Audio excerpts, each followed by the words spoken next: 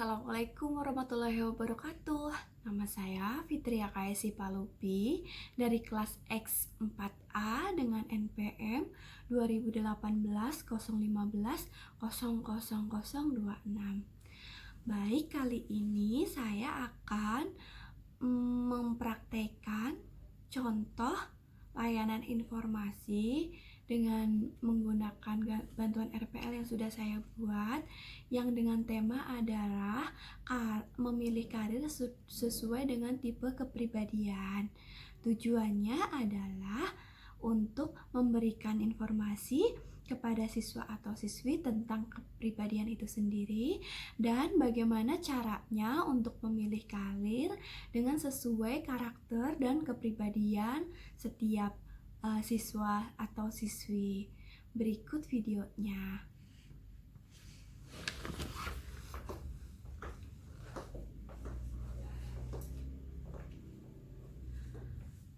Assalamualaikum warahmatullahi wabarakatuh. Apa kabar semuanya? Selamat pagi. Baik, sebelum kita mulai, mari kita berdoa terlebih dahulu ya. Berdoa mulai.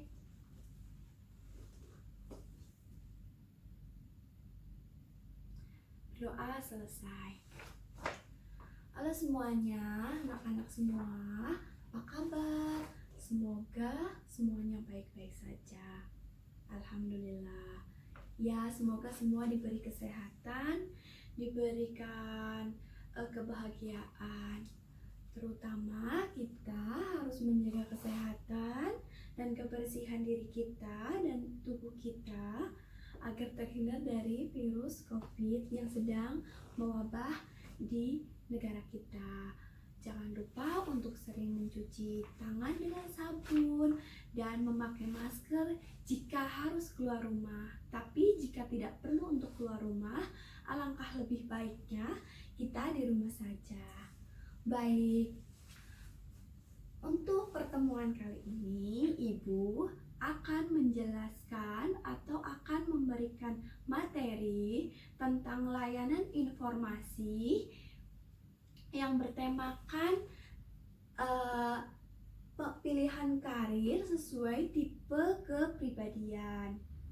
Yang Ibu akan menjelaskan tentang semua materi ini dengan tujuan untuk agar anak-anak semua bisa memahami karakter kepribadian setiap diri dan untuk memilih karir setelah lulus SMA ini. Setidaknya kita tahu bagaimana kita, karakter kita dan kepribadian kita dan apa pemilihan karir berikutnya setelah kita lulus nanti. Oke, baik. Ada yang tahu sebelumnya tentang tema ini? Belum ya. Baik. Sebelumnya Ibu akan menerangkan tentang layanan informasi terlebih dahulu ya, tentang konseling ini. Jadi layanan informasi itu adalah salah satu layanan dari format klasikal yang harus Ibu sampaikan oleh guru BK biasanya atau konselor kepada siswanya atau konseling. Ibu akan menjelaskan tentang layanan informasi terlebih dahulu ya. Ada yang tahu sebelumnya tentang layanan informasi itu apa? Dan apa tujuannya tentang layanan informasi itu? Belum tahu? Baik. Sebelumnya Ibu akan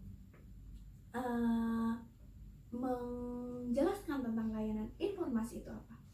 Jadi di sini layanan informasi adalah layanan yang memberikan segala data dan informasi yang diberikan kepada peserta didik untuk memberikan pemahaman baru tentang berbagai hal yang dipandang bermanfaat bagi peserta didik dalam menjalani kehidupan dan perkembangan diri, baik untuk keperluan sehari-hari, sekarang, maupun untuk perencanaan kehidupan ke depan. Jadi layanan informasi itu apa? Iya, betul.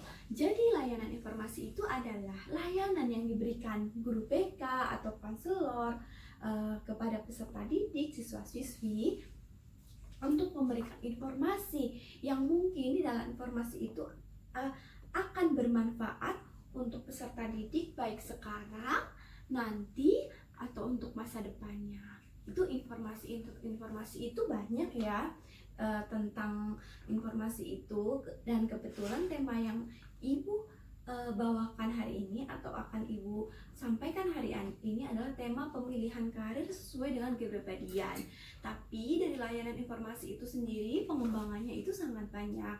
Ada yang layanan informasi tentang kehidupan pribadi, tentang kehidupan sekolah, kedisiplinan, atau tentang kehidupan sosial, lingkungan, dan masih banyak lagi. Tapi untuk kali ini Ibu akan menyampaikan layanan informasi yang bertemakan tentang karir atau pemilihan karir sesuai dengan tipe kepribadian setiap manusia atau orang atau peserta didik atau siswa. Baik, jadi paham ya untuk layanan informasi itu apa? Intinya itu layanan informasi adalah layanan yang diberikan untuk memberikan informasi atau memberikan info, berita, pengetahuan dari berbagai hal, dari berbagai alat informasi yang akan diberikan kepada peserta didik. Kemudian tentang tujuan dari layanan informasi. Tujuannya apa sih? Tentang tujuannya apa Bu Guru menyampaikan layanan informasi ini? Ada yang tahu nggak sih tujuannya apa Ibu memberikan layanan informasi ini? Apa coba? Boleh dari satu persatu atau ada yang mau mewakili? Nggak ada? Baik, Ibu akan coba jelaskan ya. Di sini ada tujuan umum dan ada tujuan khususnya. Kalau tujuan umumnya adalah layanan informasi dikuasai informasi tertentu oleh peserta layanan. Informasi tersebut selanjutnya digunakan oleh peserta didik untuk keperluan hidupnya sehari-hari dan perkembangan dirinya. Jadi tujuan dari memberikan layanan informasi ini adalah untuk memberikan suatu informasi atau memberikan suatu informasi yang berguna untuk kehidupan peserta didik, baik itu kehidupan sehari-hari sekarang, nanti, atau yang masa yang akan datang. Kemudian ada tujuan khusus, yaitu tujuannya adalah terkait dengan fungsi-fungsi konseling, yaitu pemahaman paling dominan dan paling langsung di emban layanan informasi. Jadi tujuan khususnya itu ya ada di dalam tujuan konseling, yaitu untuk memberikan informasi itu sendiri, pemahaman diri kepada siswa, pengetahuan, dari situ tujuan khususnya. Jadi penguasaan informasi tersebut dapat digunakan memecahkan masalah apabila peserta didik ada yang mengalaminya, untuk mencegah timbulnya masalah, untuk mengembangkan dan memelihara potensi tentang ini, dan untuk memungkinkan peserta didik yang bersangkutan membuka diri dan mengakumulasi hak-haknya. Jadi layanan informasi itu bisa diberikan untuk bertujuannya adalah untuk mencegah masalah-masalah yang akan datang atau memberikan solusi. Jadi kalau misalnya kita memberikan layanan informasi sekarang, pengetahuan tentang informasi apapun itu setidaknya mungkin belum bermanfaat untuk sekarang, tapi untuk yang akan datang mungkin bisa bermanfaat atau memecahkan masalah-masalah yang akan datang. Jadi kalau kayak topik kita hari ini adalah pemilihan karir, mungkin sekarang karena anak-anak semua, anda semua masih SMA ya, masih sekolah yang harus fokus dengan belajar di masa sekolah, dan mungkin ada yang akan mengikuti jenjang kuliah, masa-masa sekolah lagi berpikir. Tapi untuk karir itu pemilihan pekerjaan atau karir sesuai dengan kepribadian ini, jadi mungkin untuk sekarang belum kepikiran, tapi nanti setelah kita selesai sekolah, selesai kuliah, melakukan tujuan yang diinginkan, itu akan sangat membantu. Jadi kita setidaknya tahu dulu karakter diri kita sendiri itu bagaimana, dan nanti uh, ada masalah apa dari informasi ini mungkin akan berguna untuk nantinya, seperti itu. Iya, ada yang mau menambahkan atau ada yang mau memberikan pertanyaan sebelumnya tentang layanan informasi ini? Jika tidak ada, Ibu akan langsung melanjutkan ya. Oke, baik. Siapa yang mau menambahkan? Tidak ada? Jangan ragu, jangan malu, silakan. Ayo, siapa yang akan nanya? Ibu kasih waktu tentang layanan informasi itu sendiri. Gak ada. Baik, kalau tidak ada, Ibu akan masuk ke materi. Tapi sebelumnya, Ibu akan menggunakan PowerPoint untuk membantu Ibu menyampaikan materi ya. Berikut ini PowerPoint-nya.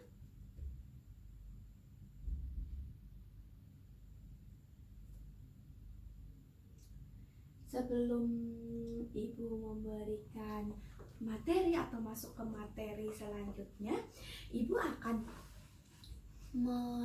merefresh, mengupgrade kalian agar semangat, agar lebih antusias mengikuti materi ini. Sebelumnya Ibu akan melakukan ice breaking. Jadi semuanya bisa ikut berpikir, berpartisipasi tentang ice breaking ini. Apa ya kira-kira? Nanti Ibu akan kasih sebuah gambar atau foto yang kemudian diamati. Berikut ya, diamati. Nah, jadi gambar ini tentang apa ya? Jadi di hutan, seperti hutan yang kering ya ini, hutan yang kering, yang kemudian banyak daunnya yang pada berguguran, ada batu ya. Terus ada apa lagi? Baik, Ibu hanya meminta kalian semua mengamati apa yang ada di dalam sini. Tentang apa ya? Ada gambar muka manusia kah? Ya, Ibu akan meminta perhatikan untuk beberapa saat apakah di gambar ini ada gambar manusia atau tidak. Kalau yang bisa, itu artinya fokus dan semangat. Dan tidak, kalau memang tidak bisa, jadi ayo kita berusaha mencari bersama. Ayo, Ibu kasih waktu ya.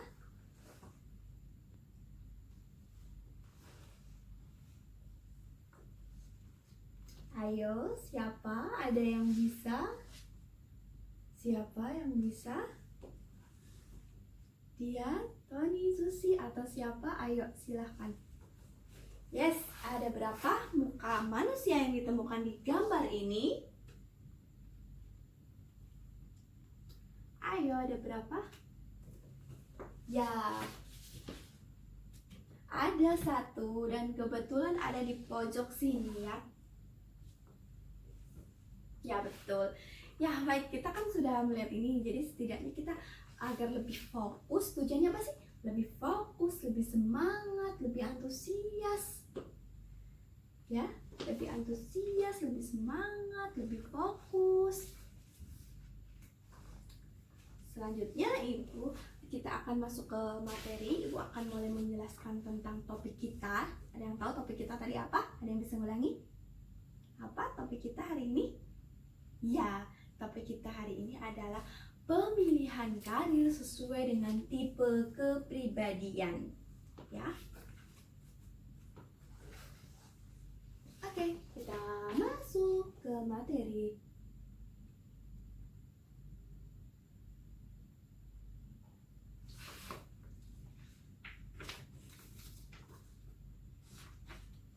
Apa sih? Ya. Baik, hari ini topiknya pilihan karir sesuai tipe kepribadian. Tujuannya apa sih? Tujuannya dapat memahami tentang kepribadian dan memahami tipe-tipe kepribadian serta pilihan karir yang sesuai dengan kepribadian tersebut. Jadi tujuan Ibu memberikan layanan informasi kali ini tentang topiknya adalah pilihan karir sesuai tipe kepribadian. Tujuannya adalah untuk agar anak-anak semua, anda semua bisa memahami kepribadian masing-masing, karakteristik masing-masing, dan untuk mencari tahu, mengulik dari kepribadian itu untuk karirnya, dengan tujuan karirnya apa. Jadi setiap karakteristik kepribadian orang itu yang berbeda-beda itu memiliki cenderung karakteristik karirnya itu gitu. Jadi setiap individu memiliki kepribadian sendiri berbeda-beda, kemudian dia memiliki karakter yang berbeda-beda yang bisa disesuaikan dengan karirnya atau dengan selain karir kita sebut apa selain karir? Ya, mungkin pekerjaan yang akan dipilih ke depan nanti gitu. Mungkin sekarang belum memikirkan itu, tetapi nanti pasti akan bermanfaat. Oke, berikutnya adalah tentang apersepsi. Apersepsi itu adalah pendapat ya. Jadi pendapat tentang pemilihan karir sesuai kepribadian itu apa? Sebelumnya Ibu akan menjelaskan terlebih dahulu ya tentang ini. Jadi setiap Tuhan itu memberikan kelebihan kekurangan. Setiap manusianya itu berbeda-beda ya kelebihan. Jadi setiap teman-teman kalian kan di sini pasti berbeda-beda ya. Ada yang memiliki kepribadian yang pendiam, ada yang memiliki kepribadian dia lebih aktif, lebih agresif, atau dia suka bergaul, suka membaca buku, suka menyendiri. Nah, itu bagian-bagian dari kepribadian setiap orang yang berbeda-beda itu. Jadi Tuhan itu sudah menciptakan itu kepribadian setiap orang itu biasanya berbeda-beda, walaupun mungkin ada yang sama ya. Mungkin aku sama dia, aku sama Susi bisa sama, yaitu pandai bergaul, suka bergaul, tapi pasti ada sisi yang berbeda lagi gitu. Jadi pasti berbeda setiap orang itu berbeda-beda. Jadi pemilihan karir setiap orang itu bisa dipengaruhi oleh kepribadiannya masing-masing. Jadi pemilihan karir akan datang, masa yang akan datang, setiap orang itu pasti akan cenderung dipengaruhi oleh kepribadian itu masing-masing. Jadi kayak misalnya kamu memiliki kepribadian yang pendiam, suka membaca, itu mungkin dia akan lebih memilih dia untuk apa nanti ke depan. Mungkin bisa menjadi dosen, guru, bisa seperti itu. Akademik lah, dia biasanya suka membaca. Terus kalau orang yang pandai bergaul, sosial, itu lebih suka dia pekerjaan yang lebih menantang atau di luar ruangan, biasanya seperti itu. Oke, berikutnya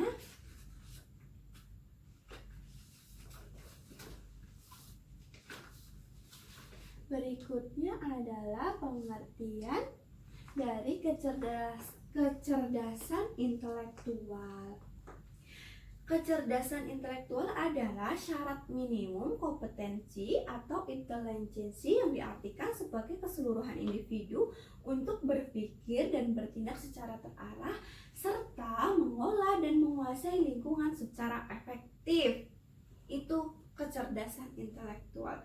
Jadi kecerdasan intelektual itu adalah minimumnya kompetensi, intelijensi yang artinya sebagai keseluruhan individu untuk berpikir, bertindak secara terarah. Jadi kecerdasan intelektual itu sudah terarah dari setiap sikap individu itu sendiri, sudah terkontrol. Jadi bisa dilihat dari cara dia berbicara, cara dia bertindak, itu biasanya sudah terlihat dari kecerdasan intelektualnya itu seperti apa gitu.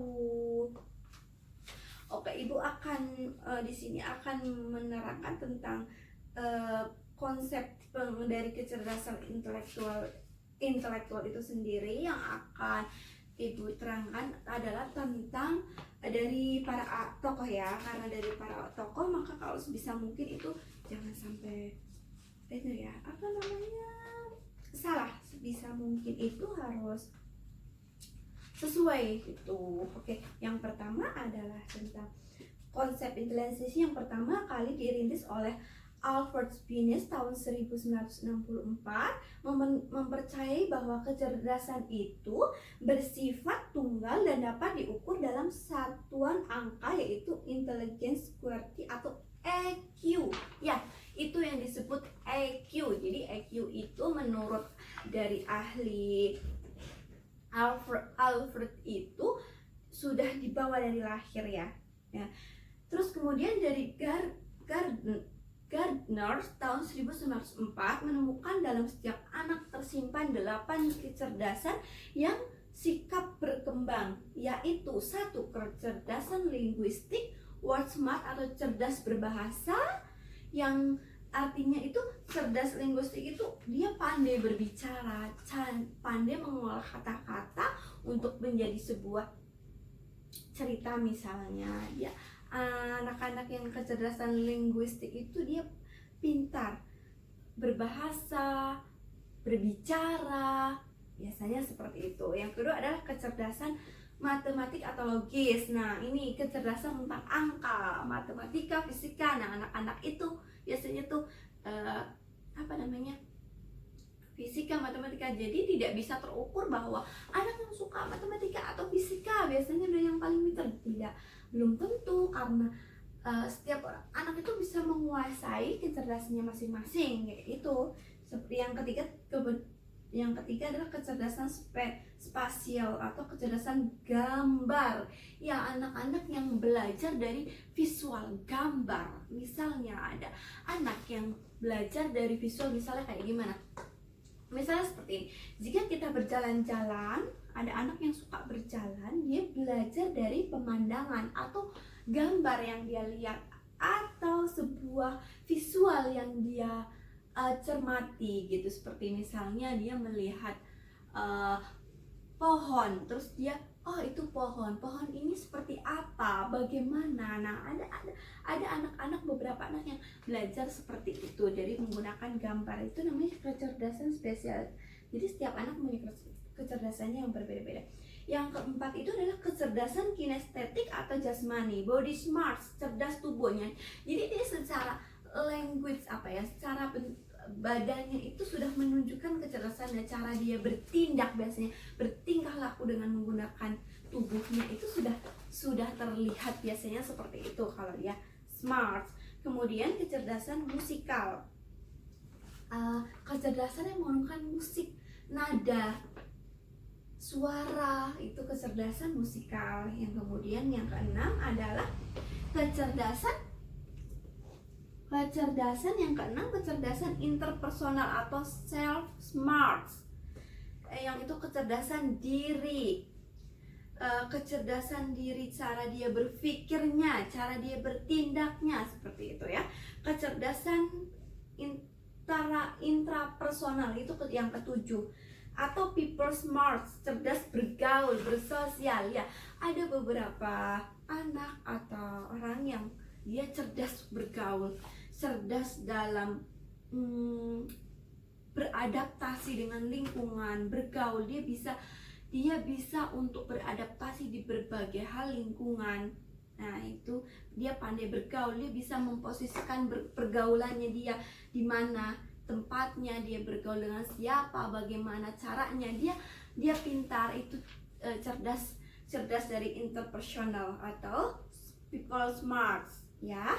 Yang terakhir adalah kecerdasan naturalis atau cerdas alam. Jadi dia kecerdasan yang natural, yang secara alamiah itu sudah ada. Nah, jadi menurut Gardner, dia menemukan 8 kecerdasan yang berkembang dari setiap diri manusia. Jadi setiap anak, setiap orang, setiap manusia memiliki kecerdasan yang mungkin berbeda, tapi juga bisa dia memiliki lebih dari satu atau bahkan dua kecerdasan itu. Misalnya si Tani ya, dia memiliki kecerdasan matematik logis dan dia memiliki kecerdasan musikal, itu bisa jadi gitu. Ada juga yang lebih dominan satu gitu, ada yang seperti itu. Oke, berikutnya itu dari ahli Daniel Goldman mengembangkan EQ menjadi 5 kategori dengan poin-poin yang berikut. Jadi menurut seorang ilmuwan Daniel Goldman, dia meneliti bahwa EQ itu menjadi 5 kategori. Yang pertama adalah kesadaran diri, pengaturan diri, motivasi, empati, dan keterampilan sosial. Jadi ada 5 menurut dari Daniel. Yang pertama adalah kesadaran diri. Nah, tahu gak sih kesadaran diri itu apa kalau menurut kalian sih? Kesadaran diri. Ya betul. Kesadaran diri itu sama artinya dengan sadar diri ya. Sadar diri. Dia mengetahui dirinya, dia seperti apa gitu. Itu namanya kesadaran diri. Jadi menurut Daniel gini, kesadaran diri adalah kesadaran emosi diri, menilai pribadi, dan percaya diri. Menurut si Daniel itu, kesadaran diri itu yang dia bisa mengontrol emosinya, emosi dalam dirinya, dan pribadinya itu percaya diri. Jadi kalau menurut si Daniel, dengan kesadaran itu dia bisa mengelola emosinya dan bisa mengendalikan emosinya, kemudian tumbuh kepercayaan diri. Jadi jika seseorang bisa mengendalikan emosinya dengan baik, maka dia akan bisa memiliki kepercayaan dirinya dengan baik. Berikutnya adalah pengaturan diri. Artinya di sini adalah mengendalikan diri, sikap dapat dipercaya, waspada, adaptif, dan inovatif. Jadi pengaturan di sini adalah mengarahnya tentang waspada dengan dirinya. Dia bisa mengendalikan dirinya kapan dia marah, kapan dia harus diam, kapan dia harus bicara, misalnya seperti itu. Dia dapat dipercaya. Jadi orang yang bisa mengendalikan diri biasanya dia apa yang akan diucapkan, apa yang akan dilakukan, dia bisa mengetahuinya. Terus kapan itu akan dia lakukan. Kemudian setiap ucapannya biasanya itu dia akan mengontrol dan akan setiap perkataannya itu seperti berharga. Apa yang dia katakan itu dia mengontrol dirinya, dan biasanya itu yang membuat orang dipercaya atas perkataannya gitu, karena dia mengeluarkan kata-kata yang bijak, yang bisa dipercaya oleh seseorang. Biasanya orangnya inovatif dan adaptif. Jadi dia selalu inovatif, selalu menginovatif. Biasanya setiap kata-kata itu berinovasi, menginovatif orang, misalnya gitu, memotivasi bisa juga. Yang ketiga, motivasi atau dorongan prestasi, komitmen, inisiatif, dan optimal. Jadi menurut Daniel, setiap anak itu memiliki EQ dari motivasinya, dorongan prestasinya, komitmen, inisiatif, optimal. Jadi memiliki dorongan inisiatif yang berprestasi atau berkompetisi untuk melakukan yang terbaik untuk dirinya dan secara optimal atau maksimal. Yang keempat adalah empati. Empati ini adalah memahami orang lain, pelayanan, membantu, mengembangkan orang lain, menyikapi perbedaan, dan kesadaran politis. Empati itu biasanya lebih diartikan dengan memahami orang lain, atau dia lebih mengamati sekitarnya, orang lain atau lingkungannya, lebih menyikapi tentang perbedaan atau membantu mengembangkan diri orang lain gitu.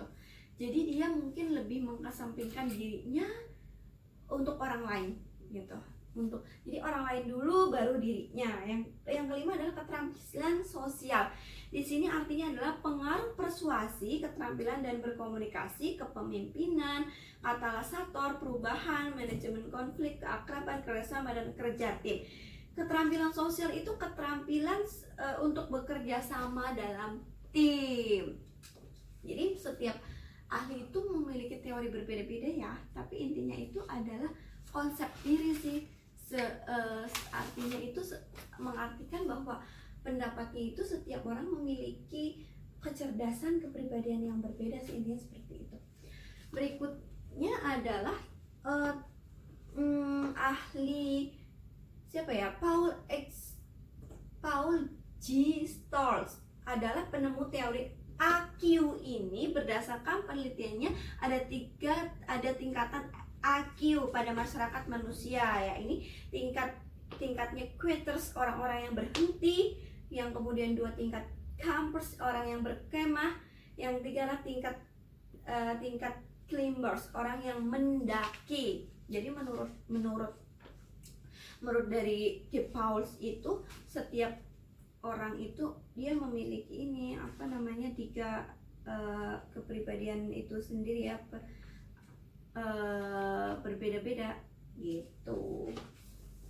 Berikutnya adalah tentang itu menurut dari apa ya, ilmuwan atau teori-teorinya. Kalau sekarang Ibu akan menjelaskan teori bukan teori ya, apa ya ini, menjelaskan pengertian tentang karir terlebih dahulu ya. Jadi ada yang tahu nggak sih sebenarnya karir itu apa? Ada yang tahu nggak karir itu apa sebenarnya? Ayo, siapa yang tahu karir itu apa? Apa ya, pekerjaan mungkin? Atau suatu usaha? Ya, bisa. Apa lagi?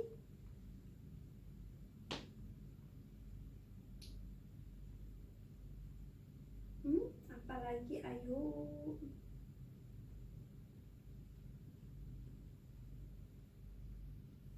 Jadi apa?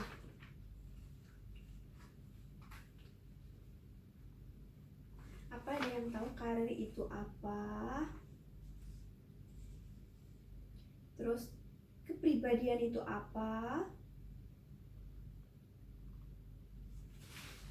Ya, baik, Ibu jelaskannya ada di sini ya. Jadi karir itu merupakan suatu kedudukan atau tingkatan rangkaian pekerjaan dan posisi yang pernah diduduki oleh seseorang selama masa kerja. Itu karir ya.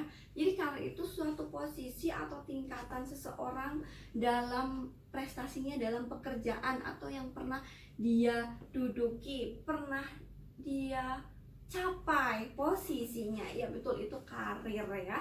Iya betul. Jadi karir dapat menunjukkan peningkatan maupun pengembangan pegawai secara individual pada suatu jenjang yang dicapai selama masa kerja di dalam organisasi. Jadi karir itu menunjukkan peningkatan atau penurunan dari seseorang. Jika itu karirnya meningkat, maka dia posisinya lebih tinggi. Tapi jika dia mungkin ke bawah atau itu stuck di situ, ya karirnya seperti itu aja. Kemudian tentang pengertian kepribadian. Kepribadian itu apa sih?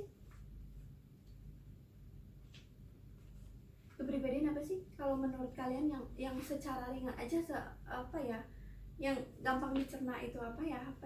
Kepribadian itu apa? Ya apa? Ya betul. Bisa diartikan seperti itu. Jadi kepribadian itu kayak apa ya, sesuatu atau yang menonjol dalam diri kita, yang ada di dalam diri kita, karakter yang menonjol atau sifat atau ada yang di diri kita, itu kepribadian. Berikutnya adalah kepribadian menurut para ahli. Apa kepribadian menurut para ahli?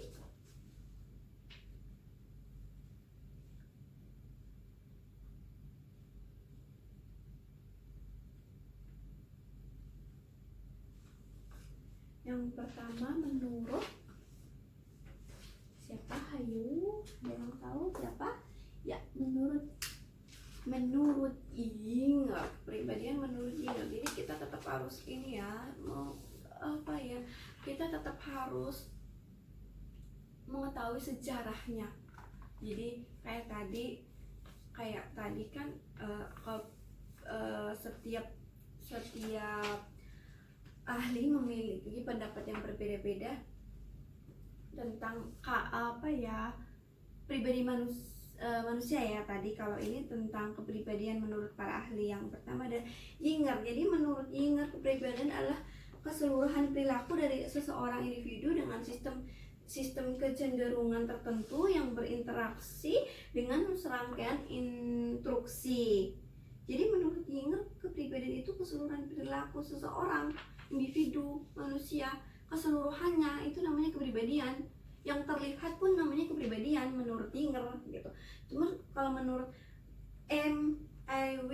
Brower, kepribadian adalah corak tingkah laku sosial yang meliputi corak kekuatan, dorongan, keinginan, opini, dan sikap-sikap seseorang. Jadi kalau menurut Brower itu kepribadian itu lebih ke tingkah laku sosialnya. Kalau tadi dari Younger itu tidak menjelaskan menonjol kemana, tapi kalau menurut Brower itu menonjolnya lebih ke sosial. Kemudian kalau menurut Cooper itu kepribadian adalah gabungan keseluruhan dari sifat-sifat yang tampak dan dapat dilihat oleh seseorang. Jadi menurut Cooper itu kepribadian itu adalah gabungan keseluruhan sifat yang dimiliki seseorang yang dapat dilihat, yang bisa dilihat oleh seseorang.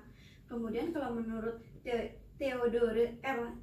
Newcomb, kepribadian adalah organisasi sikap-sikap yang dimiliki seseorang sebagai latar belakang terhadap perilaku. Jadi kalau menurut dia, kepribadian itu organisasi sikap-sikap yang dimiliki seseorang sebagai latar belakang tingkah lakunya. Jadi semuanya yang terlihat tingkah lakunya itu, yaitu kepribadiannya dia, seperti itu.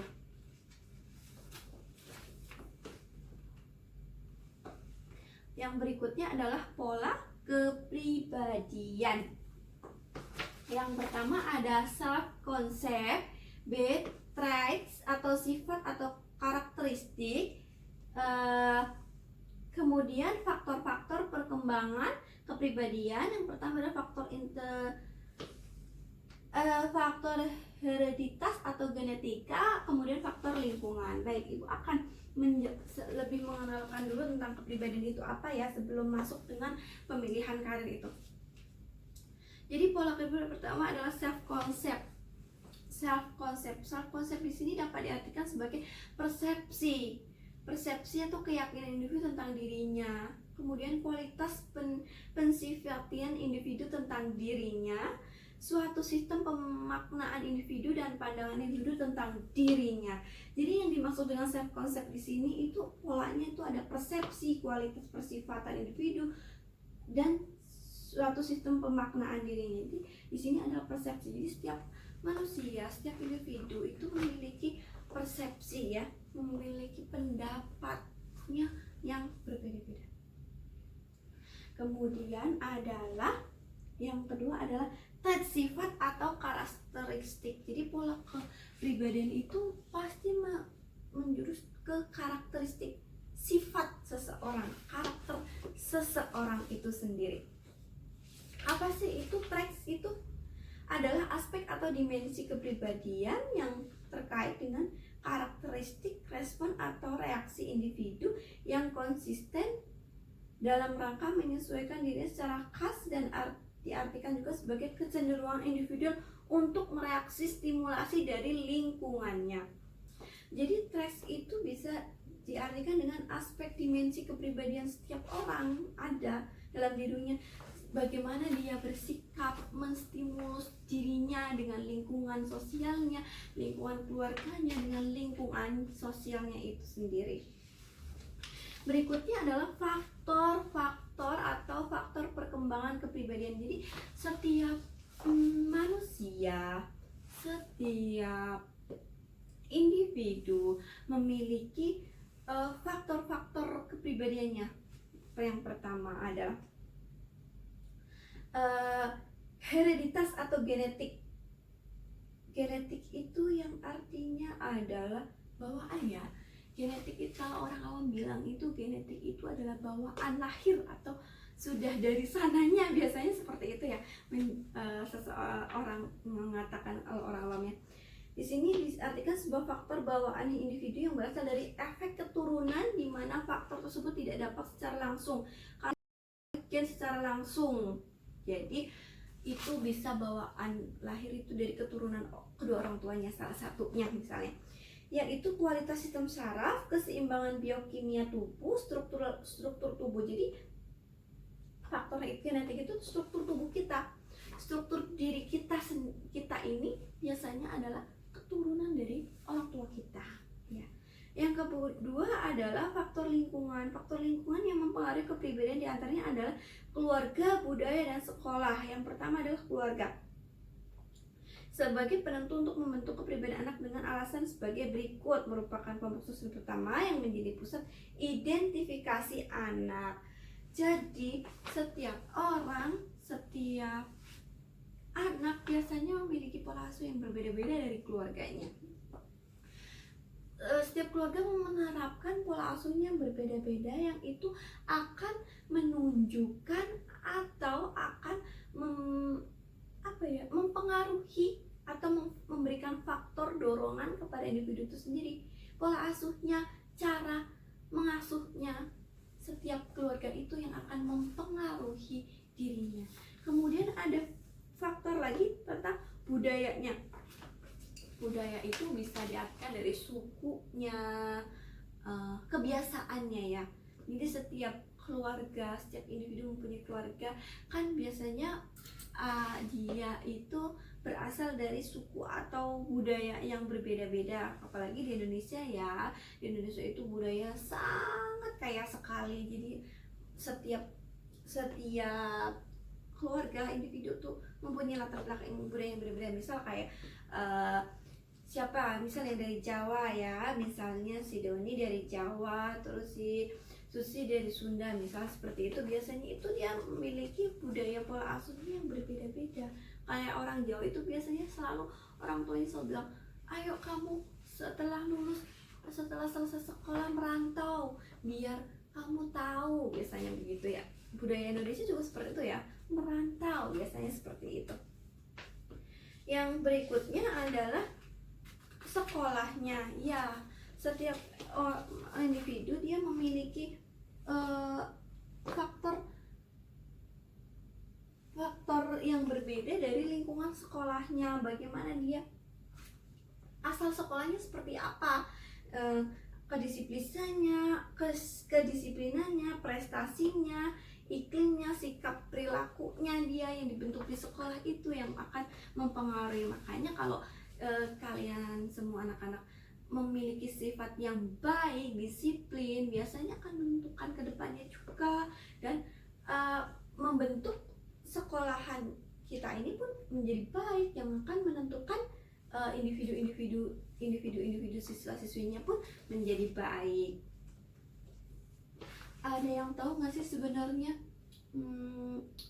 tujuannya kita melakukan materi ini apa ya?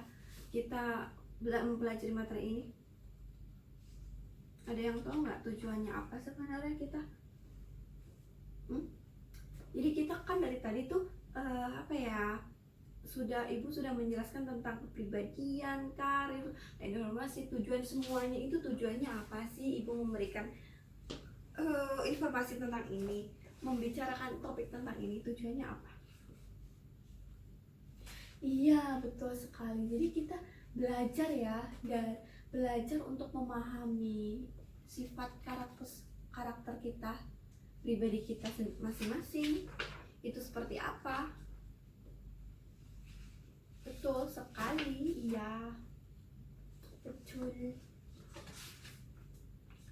Baik, kemudian Ibu akan menerangkan tentang pemilihan karir sesuai kepribadian. Ini kita masuk ke intinya ya. Kita akan masuk ke inti-intinya tentang karir,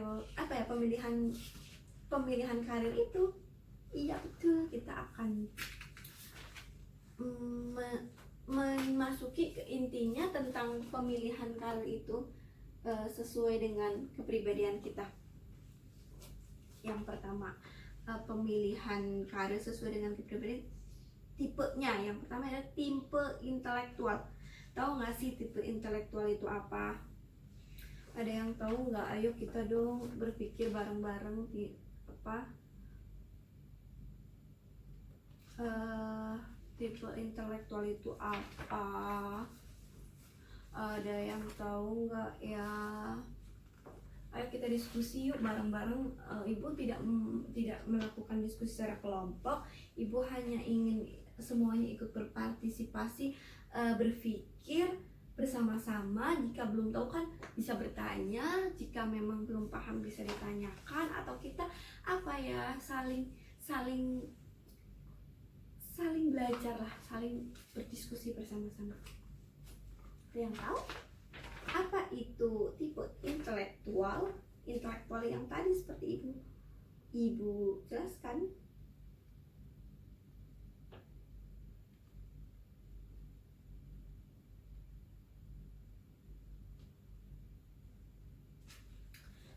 Nanti ibu pengen deh misalnya ada yang memberikan pendapatnya, terus kemudian menanggapi pendapat temennya. Ibu mau seperti itu ya nanti ya, setelah ibu jelaskan materi ya, nanti setelah ini kita diskusi seperti itu ya. Oke, baik. Pertama, ibu jelasin dulu tentang pertama tipe intelektual. Tipe kepribadian pertama adalah tipe intelektual. Biasanya seseorang yang memiliki tipe intelektual selalu memiliki karakteristik yang analitis. Ia adalah seseorang yang hobinya meneliti, mencari solusi untuk suatu masalah. Biasanya seseorang yang seperti ini yang dicari, jadi buat pertanyaan, maksudnya buat nanya. Jadi baiknya gimana sih? Aku harusnya bagaimana ya? Aduh bingung harusnya gimana ya? Biasanya tuh orang-orang yang tipe intelektual itu yang selalu ditanyain seperti itu teman-temannya atau di lingkungan seperti itu. Contohnya ada yang tahu kepribadian intelektual seperti apa? Iya, intelektual itu kepribadian yang analisis. Dia suka mencari solusi, makanya dia suka ditanyain sama orang buat apa ya? Buat tempat bertanya seseorang, makanya dia mencari solusi. Contohnya apa? Misalnya kalau cocoknya kalau yang tipe-tipe intelektual itu cocoknya jadi apa? Coba Rian, apa? Ya betul, bisa itu masuk. Ahli kimia, ahli fisika, dosen, psikiater, detektif, psikolog dan sebagainya. Jadi tipe-tipe intelektual di sini itu biasanya meneliti orang, seseorang suka meneliti, mencari solusi. Dia pasti suka membaca sih, menganalisis, menghitung juga bisa masuk ya, betul. Kemudian tipe konvensional.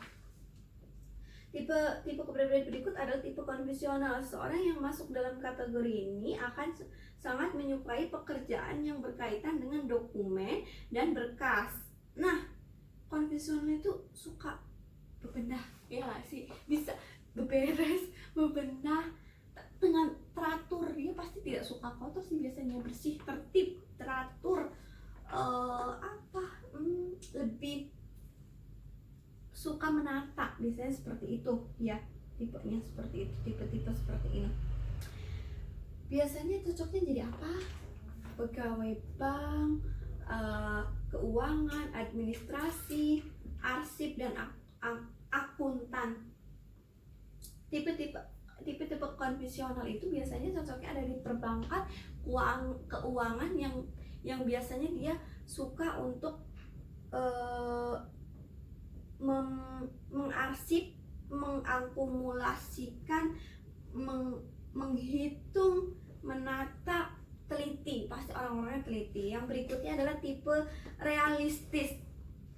Ya, tipe realistis itu tipe kepribadian selanjutnya ada tipe yang biasanya orangnya memiliki sifat selalu menyukai hal-hal yang bersifat praktis. Dia adalah seseorang yang suka menerapkan segala secara langsung. Contohnya apa? Jadi dia realistis itu sukanya. Teori tuh males belajar teori gitu. Dia yang masuk akal aja di dia gitu, yang praktis-praktis aja lah, yang pasti-pasti aja gitu, yang nggak suka mikirnya nggak mau panjang, tapi yang oke, kalau gitu besok harus jalan misalnya gitu. Oke, kalau itu berarti begini aja, langsung praktis dia. Jadi dia nggak mau bertele-tele, berpanjang lebar atau berteori panjang lebar, itu dia tidak suka. Jadi tipe-tipe ini biasanya mereka memiliki tipe yang pekerjaannya di bidang-bidang tertentu. Misalnya dia seorang insinyur, mekanik, teknisi, operator mesin, ahli listrik dan sebagainya. Jadi dia sukanya karena malas berpikir panjang. Biasanya orang-orang seperti ini dia akan lebih menyukai untuk melakukan pekerjaannya dengan mesin. Itu biasanya mekanik, insinyur, teknisi, operator mesin. Jadi dalam bidang pekerjaannya ini dibantu dengan mesin atau dibantu dengan bidang lain, biasanya seperti itu. Berikutnya yang keempat ada tipe artistik. Tipe artistik ini merupakan tipe kepribadian untuk orang-orang berbakat kreatif serta memiliki imajinasi yang tinggi. Tipe artistik tergolong sedikit karena ia hanya dimiliki oleh orang-orang tertentu. Orang bertipe artistik tidak suka melakukan pekerjaan berulang-ulang seperti tipe konvensional. Jadi tipe artistik itu biasanya adalah seseorang yang memiliki tipe tidak suka melakukan suatu hal yang sama atau diulang-ulang. Kalau misal konvensional kayak pegawai bank itu kan hari ini kita ke kantor dari pagi sampai sore melakukan pekerjaan dengan tertib dan baik, secara seperti itu terus menerus. Tapi dia suka. Kalau orang artis tidak suka. Dia tidak suka yang pekerjaannya seperti itu, tapi dia lebih suka pekerjaan yang berbeda lagi. Hari ini dia ngapain, besok beda lagi ngapain. Hari ini kita mengerjakan apa, besok beda lagi. Biasanya tipe-tipe seperti itu. Kemudian tipe-tipe ini biasanya dimiliki oleh siapa sih? Ada yang tahu nggak? Contohnya apa sih kalau artistik? Ya iya betul.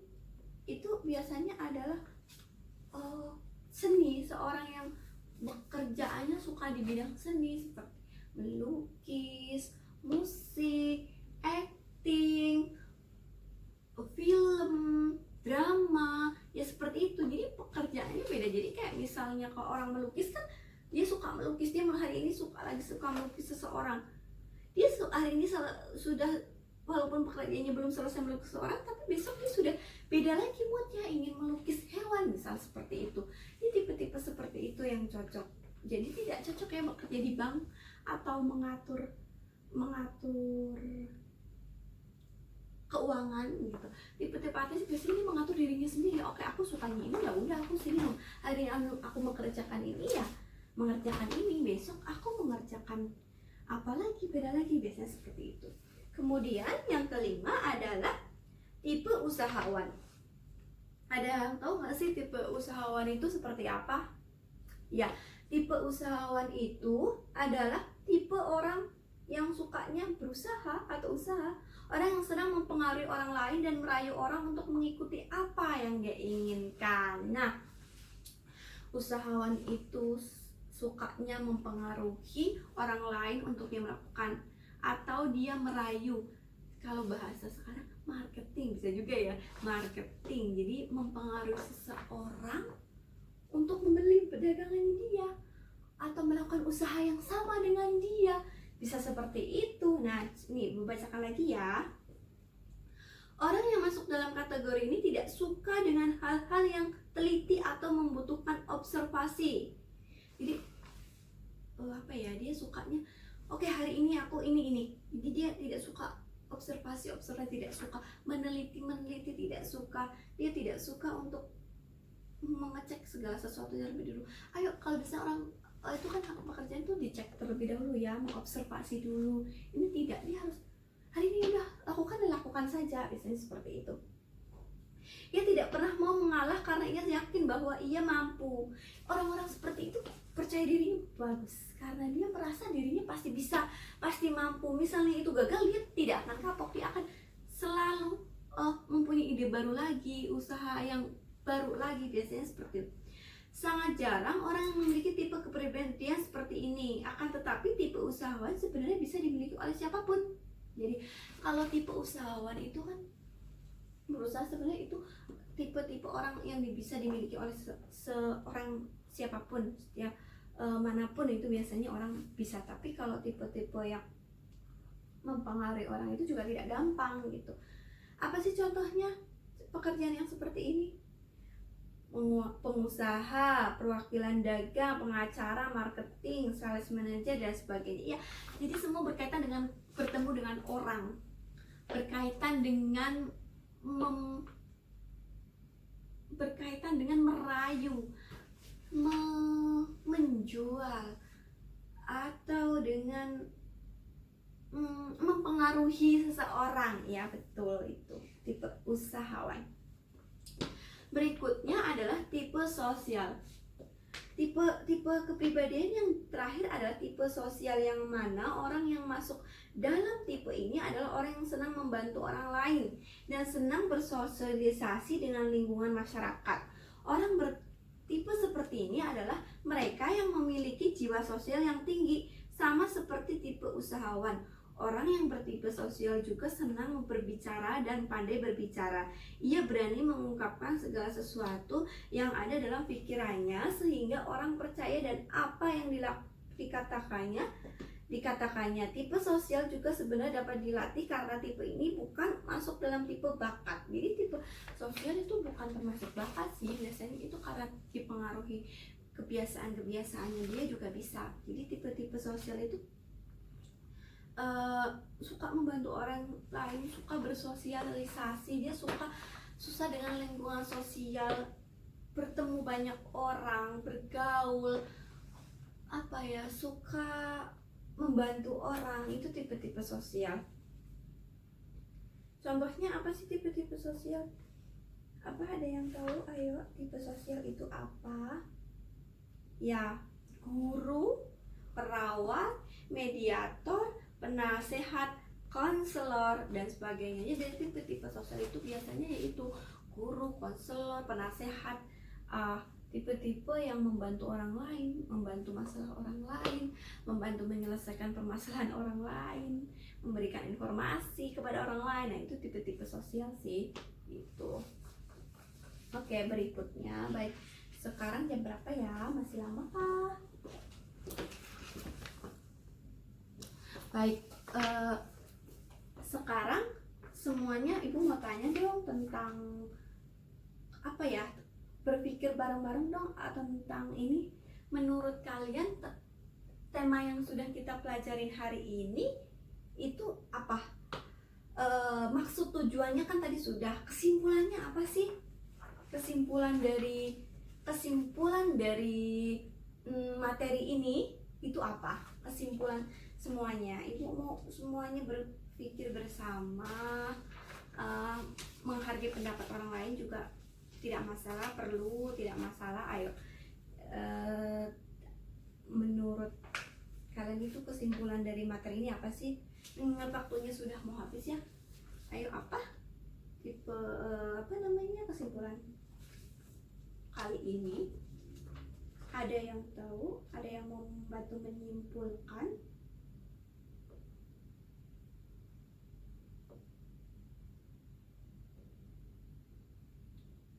Ya, baik ibu.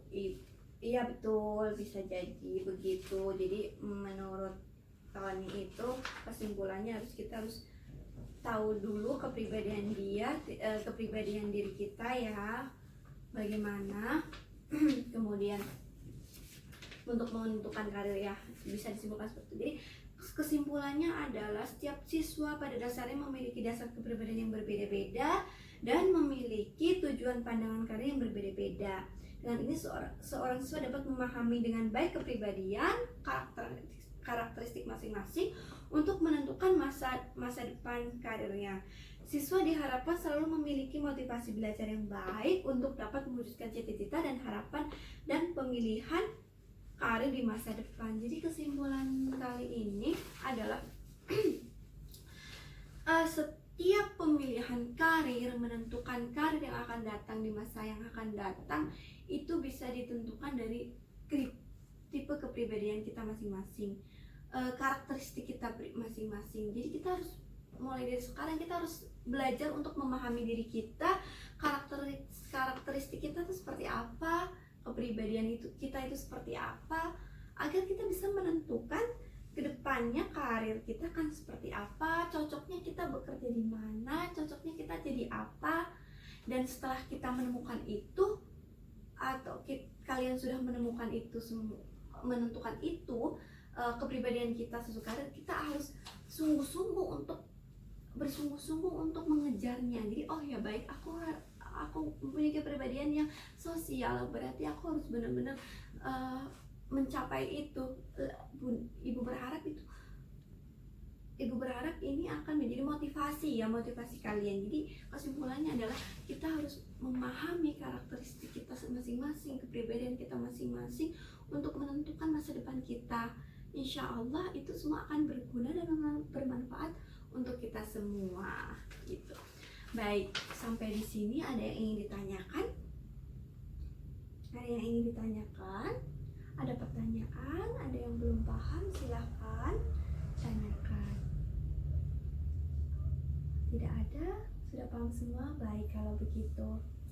Karena waktunya sudah habis, Ibu sebelumnya Ibu mohon maaf jika memang ada kata-kata yang kurang berkenan atau menyampaikan yang salah. Sebelum Ibu maaf, dan Ibu terima kasih sekali karena kalian bisa bekerja sama untuk bersemangat hari ini, belajar bersama. Ibu mengucapkan terima kasih dan antusias sekali kalian semua.